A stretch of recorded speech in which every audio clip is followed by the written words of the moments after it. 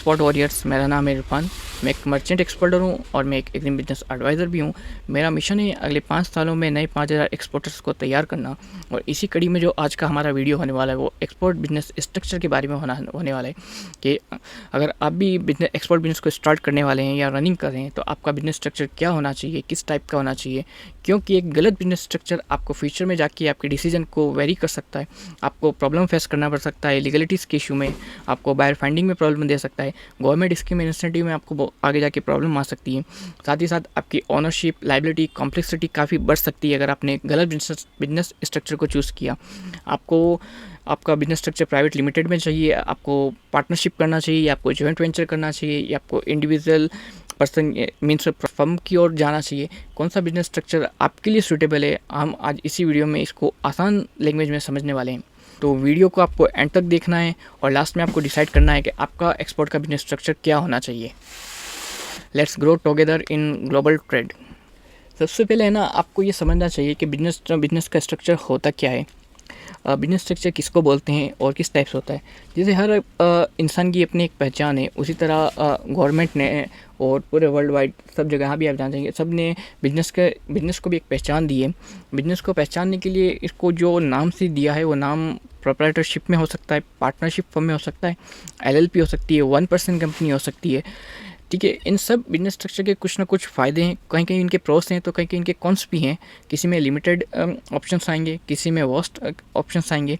तो इन सब का डिटेल व्यू मैं आपको बताने वाला हूँ। मैं आपको मेरी एक सेकंड स्क्रीन पे लेके चलता हूँ जब मैं आपको इन सब के बारे में डिटेल दे देता हूँ। ओके, तो अब अभी हम बात करने वाले हैं इंडिया के जो बिजनेस स्ट्रक्चर्स के बारे में। उसके अंदर जो सबसे पहले आता है, आप मेरी स्क्रीन पर देख सकते हैं, ये आता है सोल प्रोप्राइटरशिप आएगा। ठीक है, सोल प्रोप्राइटरशिप में क्या होता है कि है ना, 1% अकेला इंसान बिजनेस को स्टार्ट कर सकता है गवर्नमेंट बॉडी की निगरानी में। ठीक है, इसके अंदर कुछ नहीं करना होता है आपको, जस्ट लाइक आप इसको जो आपकी म्यूनसिपल अथॉरिटी है, चाहे वो नगर पालिका हो सकती है, नगर निगम हो सकती है, वहाँ पर आप जाके एक BRN बिजनेस रजिस्ट्रेशन नंबर अपना बिजनेस रजिस्टर करवा सकते हैं, उससे भी आप इसको स्टार्ट कर सकते हैं। साथ ही साथ आप इसको अगर इसको स्टार्ट करना चाहते हैं तो आप MSME या उद्यम आधार और जो उद्यम नंबर होता है उससे भी आप इसको स्टार्ट कर सकते हैं। सिंपल लेकिन जब आप प्रॉपर एक लोकल शॉप टाइप जो स्टार्ट करते हैं तो वो सोल प्रोप्राइटरशिप है। ठीक है ना। अच्छा, सोल प्रोप्राइटरशिप आप स्टार्ट कर सकते हैं, लेकिन इसमें GST लेना फ़िलहाल आपके लिए मैंडेटरी नहीं होता है। बिजनेस स्टार्टिंग का ये सबसे ईजीएस्ट फॉर्म है, आप इसमें आराम से अपना बिजनेस स्टार्ट कर सकते हैं। सब और जल्दी शुरू करने के लिए भी परफेक्ट है, आप इसमें जल्दी शुरू कर सकते हैं। लेकिन इसमें जो लाइबिलिटी का स्ट्रक्चर होता है वो अनलिमिटेड होता है। जितनी भी बिजनेस में लाइबिलिटी बनती है वो सब आपके ऊपर आ जाती है।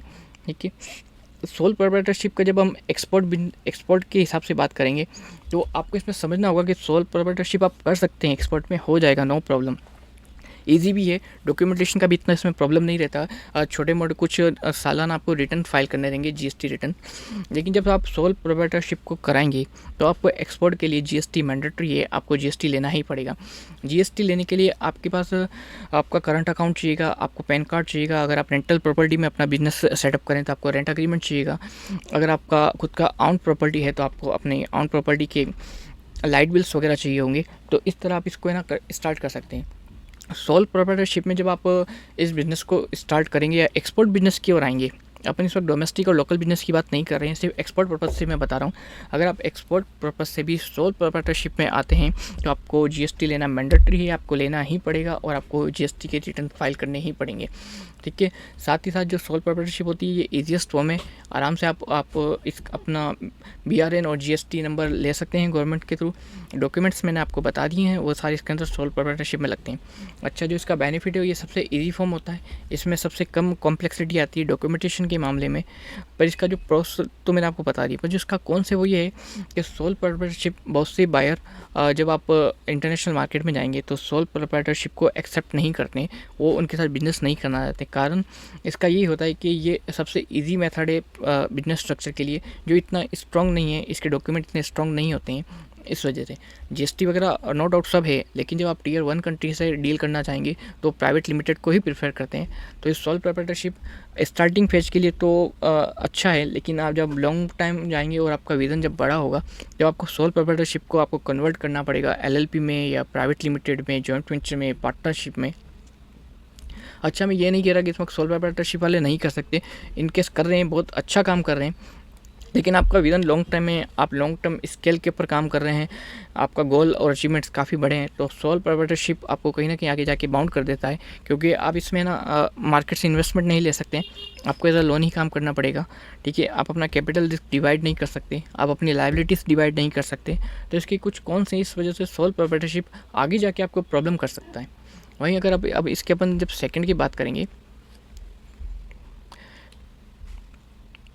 ये हमारा फर्स्ट था types of business entities in India, sole proprietorship. अब थर्ड ये पार्टनरशिप फर्म। ठीक है, सोल प्रोप्राइटरशिप में तो क्या था, जो ऑनर था वो अकेला एक बंदा था, तो सारी लाइबिलिटीज़ भी उस पर थी। अब इससे एक एडवांस मॉडल जो बिजनेस स्ट्रक्चर का होता है वो पार्टनरशिप फर्म है। ठीक है, जब दो या उससे ज़्यादा लोग मिलकर बिजनेस चलाएं तो वह पार्टनरशिप फर्म को खोल सकते हैं।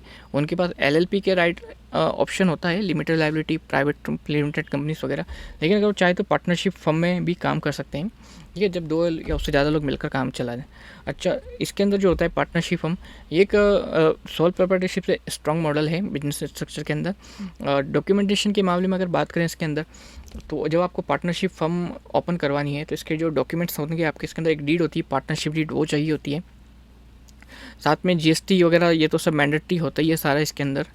और इसमें जो रेस्पॉन्सिबिलिटीज़ आती है वो पार्टनर्स के ऊपर आ जाती है, और जैसे प्रॉफिट एंड लॉस का शेयर, जितना उनका कैपिटल उस बिज़नेस के अंदर लगा होगा उस हिसाब से, या म्यूचुअली जो उन्होंने डीड में डिसाइड किया है उसके हिसाब से उनमें होगा, डिवाइड होगा।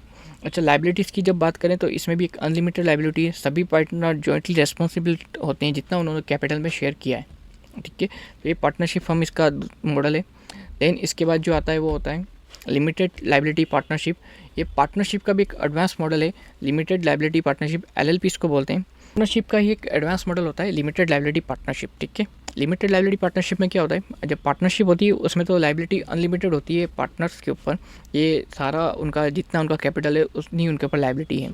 ठीक है, लिमिटेड लाइबिलिटी पार्टनरशिप में क्या होता है, डीड में पहले ही डिस्क्लोज कर दिया जाता है कि इस पार्टनर की लाइबिलिटीज इतनी है और इस पार्टनर की लाइबिलिटी इतनी ही है। सॉरी, इसके बाद जो फोर्थ मॉडल आता है वो बिजनेस स्ट्रक्चर में सबसे स्ट्रॉन्ग स्ट्रक्चर है, जिसका नाम है private limited company, Pvt LTD जिसको बोला जाता है। ठीक है, पीवीटी एलटीडी में क्या होता है, ये अपने आप में एक लीगल आइडेंटिटी है। ठीक है, गवर्नमेंट की नज़र में बिजनेस स्ट्रक्चर के अंदर में ये अपनी एक आइडेंटिटी है। इसमें शेयर होल्डर्स हो सकते हैं, इसमें डायरेक्टर्स होते हैं, इसमें प्रमोटर्स होते हैं। अच्छा, शेयर होल्डर कंपनी को ऑन करते हैं, जिसके जितने ज़्यादा शेयर होंगे कंपनी के अंदर वो उतना ही उसका मालिक होगा। ठीक है, अच्छा, प्राइवेट लिमिटेड कंपनी में फंड रेजिंग इंटरनेशनल क्रेडिबिलिटी के लिए बेस्ट होती है, कंप्लायंस हाई होती है, लॉन्ग टर्म ग्रोथ के लिए बेस्ट एग्जाम्पल।